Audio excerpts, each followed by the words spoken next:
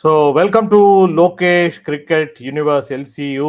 பார்த்தீங்கன்னா நம்ம ஒரு அருமையான ப்ரிவ்யூ ஒன்று பண்ணோம். அது முடிஞ்சதுக்கப்புறம் இப்போ நம்ம மனோஜோட திருப்பி ஒரு இதுக்கு வந்துடலாம். ஃபர்ஸ்ட் பார்த்தீங்கன்னா மனோஜ் நேற்று மேட்ச் பார்த்தீங்களா?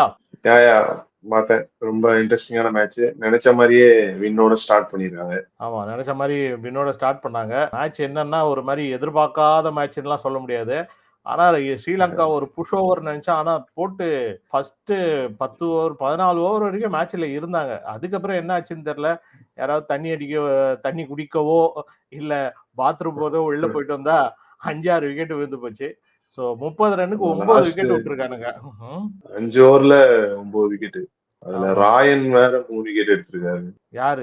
தனுஷா? ராயன் பராக். ராயன் தான் சொல்லுவோம். சீசனுக்கு ஏத்த மாதிரி தான் பேசுவோம் நாங்க. ராயனை பத்தி யாரும் பேச மாட்டேங்கிறாங்க. இந்தியன் 2க்கு இணையா இருக்குதுன்றாங்க ராயனை. பரவாயில்ல, ஏதோ ஒரு ராயனாவது நேற்று நல்லா பண்ணார்ல. சோ அந்த வகையில பேட்டிங்கும் கொஞ்சம் ஆடினாரு. பட் அதுதான். பட் ஆனா இந்த போலிங் வந்து செகண்ட் ஹாஃப், அது ஒரு 14th ஓவர் அந்த விக்கெட்டுக்கு அப்புறம் அப்படியே ஒரு பெரிய டவுன்ஃபால் ஆயிடுச்சு. அது நான் கூட ஓரளவுக்கு ஃபைட் கொடுப்பாங்க அப்படின்னு தான் நினைச்சேன். பட் ஆனா என்னன்னா நிறைய பிளேயரோட ஜெயசூர்யா அடிக்கடி காமிச்சிருந்தாங்க. அவர் பேச கம்பீருக்கும் ஜெயசூர்யாவுக்கும் மேட்ச் நடந்த மாதிரி இருந்துச்சு. பிளேயரை ஒரு பால் அடிச்சதுக்கு அப்புறம் திருப்பி அங்க போயிடுறாங்க. ஸோ ஒரே கோச் வெர்சஸ் கோச் தான் இந்த சீரீஸா போன்ற மாதிரி போயிட்டு இருந்துச்சு. பட் நம்ம எப்படியும் ஒரு புது ஸ்குவாடு, நம்ம 3 பெரிய தலைங்க ரிட்டைன் ஆனதுக்கு அப்புறம் இந்த ஸ்குவாட் எப்படி ஆடுவாங்க அப்படின்னு பார்த்தோம்னா, யசஸ்வி ஜெய்ஸ்வால் அண்ட் சுப்மன் கில் அவங்க ஃபேண்டாஸ்டிக் ஸ்டார்ட். ரெண்டு டீமுமே ஓபனிங் நல்லா பண்ணாங்க. ஆமா, இதுல நம்மளுக்கு என்ன டிஃபரன்ஸ்னு பாத்தீங்கன்னா, இந்த இடத்துல வந்து ஸ்கையும் ரிஷப் பந்தும் ஒரு சம இன்னிங்ஸ் ஆடினாங்க. ஸோ ரிஷப் பந்த் வந்து ஆல்மோஸ்ட் 30 ரன்ஸ் வந்து ஒரு ரன்னபால் தான் ஆடிட்டு இருந்தார். ஒரு ஆங்கர் ரோல் தான் ஆடினாரு. அதுக்கப்புறம் வந்து 6, 4ன்னு கொஞ்சம் அடிச்சு அவரோட ஸ்ட்ரைக் ரேட்டை வந்து 148.48 கொண்டு போயிட்டாரு. ஸோ அதுக்கப்புறம் பார்த்தீங்கன்னா ஸ்கையும் நல்லா ஆடினாரு. ஸோ வந்த எல்லா பிளேயரும் வந்து ஒரு 6, ஒரு 4 அப்படின்ற மாதிரி அக்சர் பட்டேல் வரைக்கும் எல்லாமே இது ஆடினாங்க. ஸ்ரீலங்காவுக்கு என்ன பிரச்சனைனா அதுக்கப்புறம் வந்து அந்த 14 ஓவருக்கு அப்புறம் எல்லாம் டெலிஃபோன் நம்பரா போயிடுச்சு. ஸோ அதுதான் ஒரே பிரச்சனை. பத்துன் நிசாக்கா 10 படுத்து அடிச்சாரு. இந்த ரிவர்ஸ் ஸ்வீப் அந்த ஸ்வீப் அப்படின்னு சொல்லிட்டு. ஸோ ஸ்ரீலங்கன் இன்னிங்ஸ் பத்தி என்ன நினைக்கிறீங்க மனோஜ்? அதான் அவங்க பேட்டிங் கொஞ்சம் நல்லாவே இருந்தது.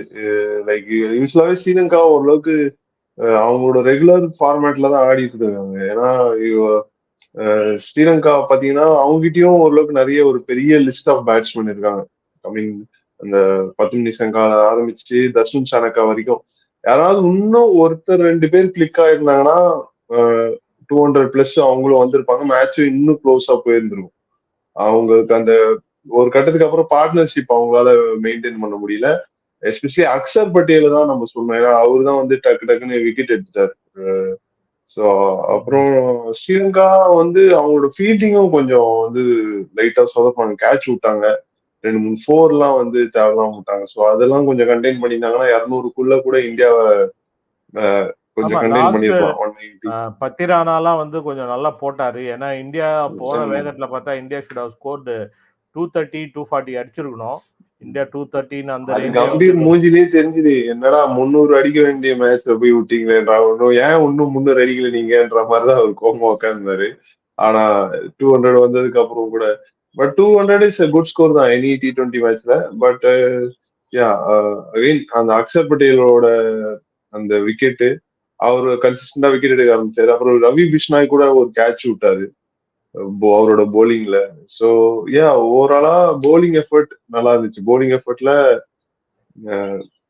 அப்படியே போலிங் எஃபர்ட் நல்லா இருந்தது தாண்டி ஸ்ரீலங்கா அவங்க விட்டுட்டாங்க. அவங்க கொஞ்சம் இன்னும் டைட்டா பண்ணி இருந்துக்கலாம். பட் அவங்க சேஸ் பண்ண வேண்டிய ஸ்கோர் தான். அட்லீஸ்ட் 200+ அடிச்சிருக்கணும். லாஸ்ட் ஓவர் வரைக்கும் போயிருக்கணும். ஒரு த்ரில்லர் மாதிரி போயிருக்க வேண்டியது ஈஸியா முடிஞ்சு. அப்படிதான் போகும்னு நினைச்சேன் நான். ஏன்னா 140 for 1னா ஒரு 200 ஸ்கோர் சேஸ்ல 140 for 1 வந்து கண்டிப்பா சேசிங் டீம் தான் அட்வான்டேஜ். அவங்க அப்படியே சாஞ்சிட்டாங்க. ஆமா, இதுல வந்து முக்கியமா பாத்தீங்கன்னா அந்த கமிண்டு மெண்டிஸா ரெண்டு கையிலயும் போடுறது, 2 கையிலயும் ஆம்பிட் எக்ஸ்பிரஸ்னுவாங்க. லெஃப்ட் ஆர்ம் போலிங்கும் போட்டாரு, ரைட் ஆர்ம் போலிங்கும் போட்டாரு. ஆக்சுவலா வந்து அதுக்கு முன்னாடி வந்து அதே மாதிரி போட்டிருக்காங்க. இதே ஸ்ரீலங்கால அப்போ அஷாந்த் திலகரத்னேவா யாரோ ஒருத்தர் இருப்பாரு. அவரு அஷாந்த் திலகரத்னே தான் நினைக்கிறேன். அவரு வந்து அவரும் அது மாதிரி போட்டிருக்காரு. அந்த கென்யா ஒரு 397 அடிப்பாங்க ஸ்ரீலங்கா. ஹையஸ்ட் ஸ்கோர் அப்போ அந்த டைம்ல. அதுலயும் வந்து அவர் லாஸ்ட் ஓவர் வந்து சும்மா ஃபன்னுக்கு போடுவாரு. அவரு போடுவாரு. அப்புறம் பாகிஸ்தான்ல கூட யாரோ ஒருத்தர் போட்டிருக்காரு. ஸோ இது ஃபர்ஸ்ட் டைம் கிடையாது ஹிஸ்டரியில. கொஞ்சம் நேத்து ஆனா ஒரு சூரியகுமார் யாதவ், ரிஷப் பந்த் இவங்களுக்கெல்லாம் போடும்போது இப்படி வந்து ஒரு எக்ஸ்பெரிமெண்ட் பண்றது வந்து ஒரு நல்லா தான் இருந்தது. ட்விட்டர்ல எல்லாம் போட்டிருந்தாங்க நிறைய பேர். ஆமா ஹாலுசினேட்டிங் இல்ல நிஜமாவே நடக்குதா அப்படின்லாம் பார்த்திருந்தாங்க. பட் ஆனா இல்ல அது ஸ்ட்ராட்டஜியாவே தான் அவர் போறாரு. லெஃப்ட் ஹேண்ட் பேட்ஸ்மேனுக்கு வந்து right arm off break, right hand பேட்ஸ்மேனுக்கு வந்து லெஃப்ட் ஆர்ம் ஸ்லோவர் அப்படிதான் போட்டுருக்காரு. ஏன்னா அப்பதான் பேட்ஸ்மேனுக்கு பால் பிச் ஆகி பேட்ஸ்மேனுக்கு அவேவா கொண்டு போங்கிற மாதிரி போடுறாரு. பட் அகைன் இந்த இன்டர்நேஷனல் லெவல்ல எல்லா பிளேயர்ஸும் எல்லா போலிங்க்கும் அடாப்ட் ஆகி தானே வருவாங்க.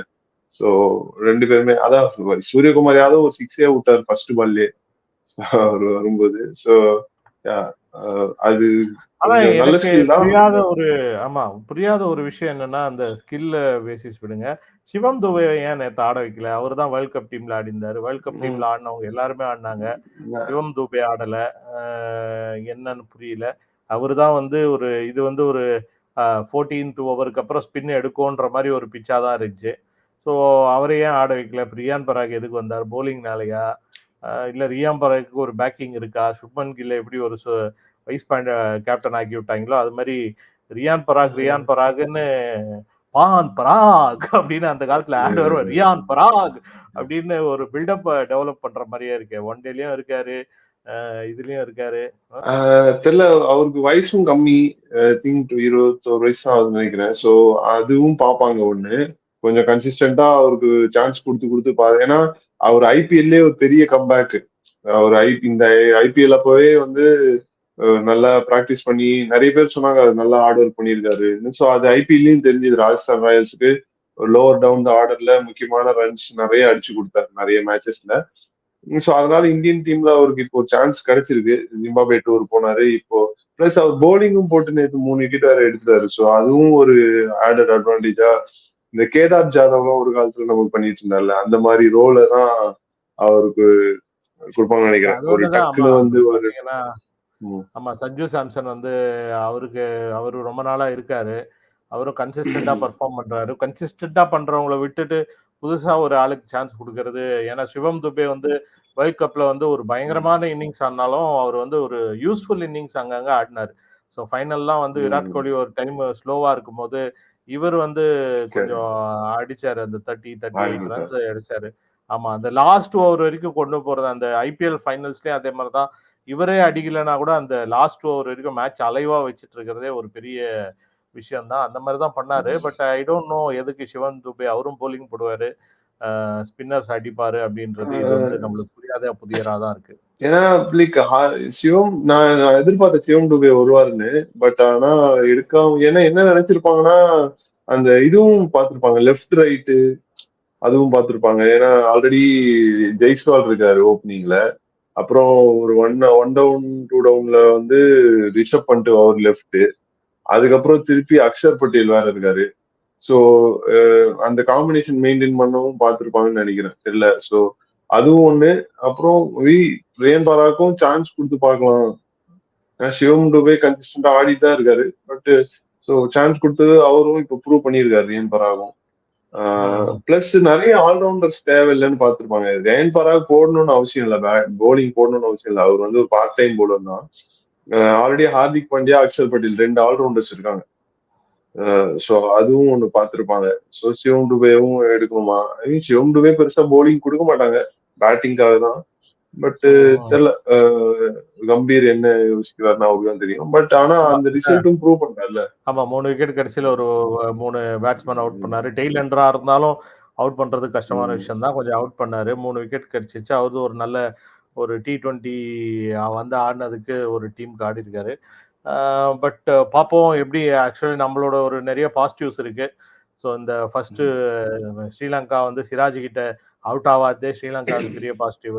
ஸோ சிராஜ் வந்தா ஏதோ 50 ஃபார் 6 அந்த மாதிரி எல்லாம் ஸ்கோர் இல்லாம ஸோ ஒரு டஃப் தான் கொடுத்தாங்க. ஐ திங்க் கோயிங் ஃபார்வர்டு ஒரு நல்ல க்ளோஸ் சீரீஸாக தான் இருக்கும்னு நினைக்கிறேன். இந்த ஒரு சின்ன சின்ன இந்த சைக்கிள் ஸ்டாண்ட் மாதிரி கீழே விழாமல் கொஞ்சம் விக்கெட்ஸை காப்பாற்றிட்டு ஆடினாங்க அப்படின்னா I think Sri Lanka can compete அப்படின்னு பார்க்குறேன். ஸோ பார்ப்போம். நம்ம எதிர்பார்த்த மாதிரி ஒரு இந்தியா வின் இருந்துச்சு. பட் ஸ்ரீலங்காவும் நல்லா தான் விளையாடினாங்க. பவுலிங் நம்மளும் சொன்னோம் அது மாதிரி. So thanks Manoj. Next T20 match அப்புறம் இந்த சீரீஸ் முடிஞ்ச உடனே நம்ம சந்திப்போம். எப்படி இந்த டீமுக்கு ஒரு ஐடியா கிடைக்குதா, நம்ம இந்த இப்போ கம்பீரோட வேலைகள் இன்னும் ஆரம்பிக்கலையா அப்படின்ற மாதிரி பார்ப்போம். இன்னைக்கு அதே 11 தான் போவாங்களா இல்ல என்ன நினைக்கிறீங்க? ரெண்டாவது மேட்ச் எனக்கு தெரிஞ்சு கொஞ்சம் எக்ஸ்பெரிமெண்ட் பண்ணாதான். ஏன்னா அதுக்கு தான் இந்த இடத்துல பண்ணாம வேற எங்க பண்ணுவாங்க பைலேட்டரல் சீரீஸ்ல. இல்ல இன்னைக்கு ஜெயிச்சுட்டாங்க 2-0 ஆயிடுச்சுன்னா சீரீஸ் வின் பண்ணிட்டாங்கன்னா 3வது மேட்ச்ல வேணா ஏதாவது மாத்துவாங்கன்னு நினைக்கிறேன். சோ இன்னைக்கு வந்து அதே 11 போறதுக்கு தான் வாய்ப்பு இருக்கு. பட் ஆனா என்னன்னா ஸ்ரீலங்கா வந்து ஒரு ஸ்ட்ராங் டீம் தான். பட் இருந்தாலும் வந்து இந்த மாதிரி பைலேட்டரல் சீரீஸ்ல கொஞ்சம் ரிஸ்க் எடுத்து டீமை செக் பண்ணாதான் முடியும். போக போக இருந்தா ஒன்றும் வந்து ஒரு கன்சிஸ்டன்டி ஒரு பெரிய சீரீஸ்ல வச்சுக்கலாம். சாம்பியன்ஸ் மற்ற அடுத்த இதுக்கு ஒன் டேக்கு வந்து பிக் கன்ஸ் எல்லாம் வந்துருவாங்க. ஸோ அதனால வந்து எனக்கு தெரிஞ்சு 1 or 2 சேஞ்சஸ் பண்ணுவாங்கன்னு தான் பாக்குறேன். ஸோ நீங்க வந்து அதே 11 போவாங்கன்னு சொல்றீங்க. அதே 11 தான் போவாங்க. ஏன்னா சீரீஸ் வின் பண்ணதுக்கு அப்புறம் 3வதுல வேணா சேஞ்ச் பண்றதுக்கு வாய்ப்பு இருக்கு. இந்த வின்னிங் காம்பினேஷன் மாத்த மாட்டாங்கன்னு தான் தோணுது. சரி, ஓகே. அதான் உங்களோட பாயிண்ட். அதே மாதிரி இன்னொரு விஷயம் என்னன்னா இன்னைக்கு Asia cup final women's team India ஸ்ரீலங்கால நடக்குது. ஸோ அதுக்கும் நம்ம ஆல் தி பெஸ்ட் சொல்லிடலாம் இந்தியன் டீமுக்கு. ஆமா, இந்தியன் விமென்ஸ் டீம். ஸோ அவங்க வந்து ரொம்ப நல்லா விளையாட்டுருக்காங்க. ஸ்ரீலங்கா ஒரு புஷ் ஓவர் கிடையாது. ஸ்ரீலங்கா சில டைம் ஃபைனல்ஸ்ல வந்து ஏதாவது ஒரு பயங்கரமான வேலைகளை காட்டுவாங்க. ஸோ நம்ம மகளிர் அணி மகளிர் மட்டும் வந்து இந்த மேட்சை ஜெயிச்சாங்கன்னா ரொம்ப நல்லா இருக்கும். ஐ திங்க் ஃபேவரட்ஸ் அவங்க தான். அவங்க 2 மேட்ச் நடக்குது. ஆமா. So thanks Manoj, thanks for the time. So பார்ப்போம். நம்ம இந்த சேனல் சப்ஸ்கிரைப் பண்ணுங்க, வாட்ச் பண்ணுங்க. ஸோ நம்ம நிறைய கிரிக்கெட் அப்டேட்ஸ் பண்ணிக்கிட்டே இருப்போம். தேங்க்யூ.